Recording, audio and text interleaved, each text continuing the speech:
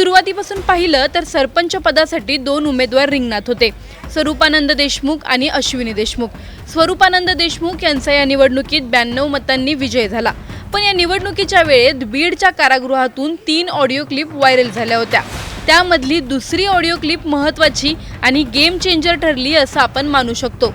बीडच्या कारागृहातून ही audio clip viral झाली आणि त्यात दादासाहेब खिंडकर यांनी वाल्मिक कराडच्या बदनामीसाठी हे ऑडिओ क्लिपचं षडयंत्र रचलं असं स्पष्टपणे म्हटलं गेलं। बीड तालुक्यातील बाभुळवाडी गाव आणि इथले सरपंच म्हणजे दादासाहेब खिंडकर गेल्या काही दिवसात पुन्हा चर्चेत आले आहेत। संतोष देशमुख हत्या प्रकरणानंतर त्यांचे अनेक जुने व्हिडिओ सोशल मीडियावर व्हायरल झाले होते। त्यामध्ये खिंडकर यांचं नाव ठळकपणे समोर आलं होतं।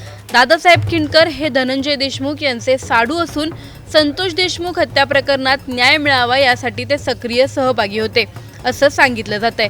मात्र आता त्यांच्या भूतकाळातील काही घटना पुन्हा समोर येत असल्याचं वेगळं चित्र उभं राहिलं आहे।